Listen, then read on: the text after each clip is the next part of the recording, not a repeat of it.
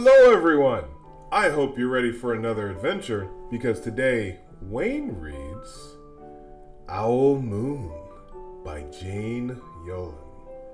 Always remember that as we go on these amazing adventures, all you have to do is press the CC button in your YouTube link to be able to follow along with the story. Now this is a story that means a lot to my heart because it's from an amazing friend of mine. I think we're going to ask them to join us today. Hello, North Star. Thank you for coming along. This story means a lot to me because I know it's your favorite story from when you were just a little baby beautiful star. Now that you're all big star, do you mind joining us for this adventure? North Star is ready. So let's jump in. Owl Moon. It was late one winter night, long past my bedtime, when Pa and I went owling. There was no wind, the trees stood still as giant statues, and the moon was so bright that the sky seemed to shine. Somewhere behind us, a train whistle blew, long and low, like a sad, sad song. I could hear it through the woolen cap Pa had pulled down over my ears. A farm dog answered the train, and then a second dog joined in.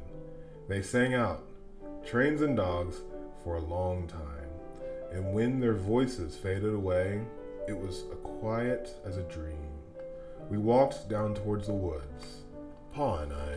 Our feet crunched over the crisp snow, and the little gray footprints followed us.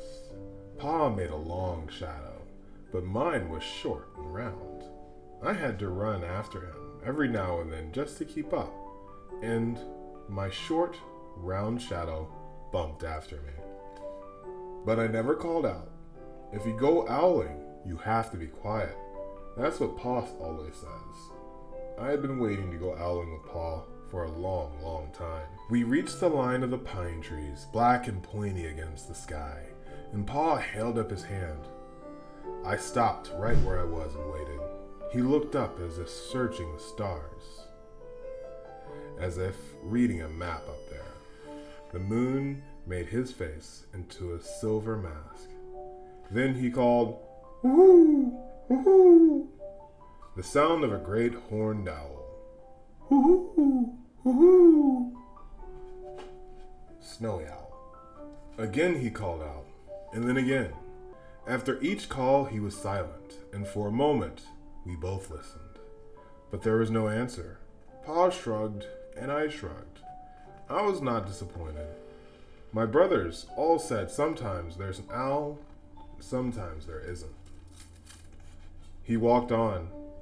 I could feel the cold as if someone's icy hand was palmed down my back, in my nose, and the tops of my cheeks felt cold and hot, but at the same time.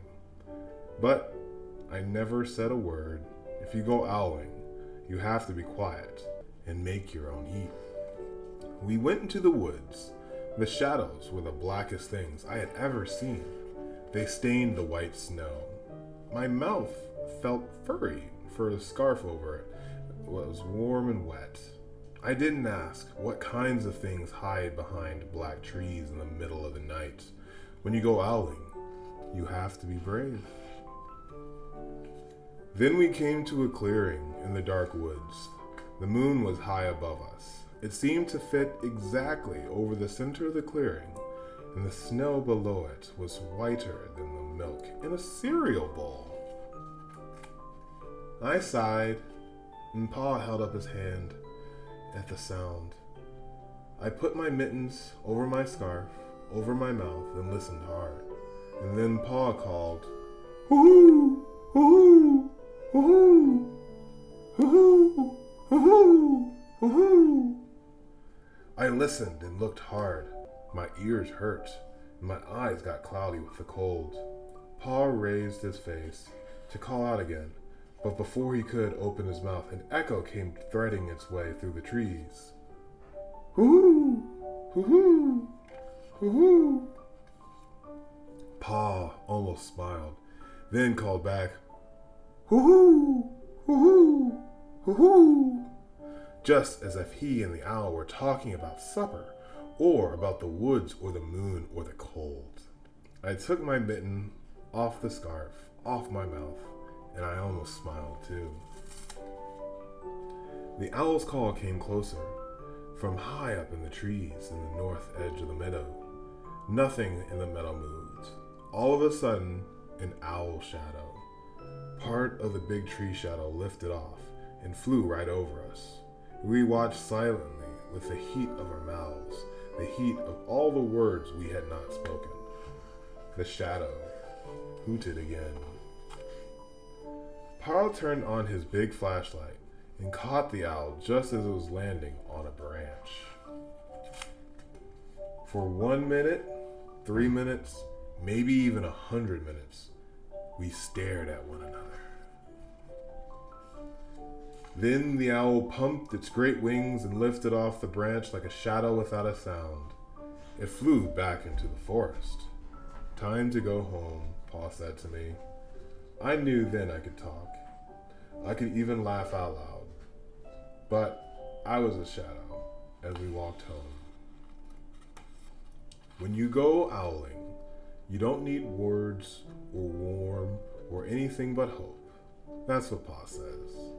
The kind of hope that flies on silent wings under a shining owl moon. That was an amazing adventure. North Star, I just want to say thank you for all that you've done in my life. And I hope that moving forward, this story can always be something that you and your family look forward to. Take care. I'll never forget you. And I hope everyone here takes care and enjoys their time with family.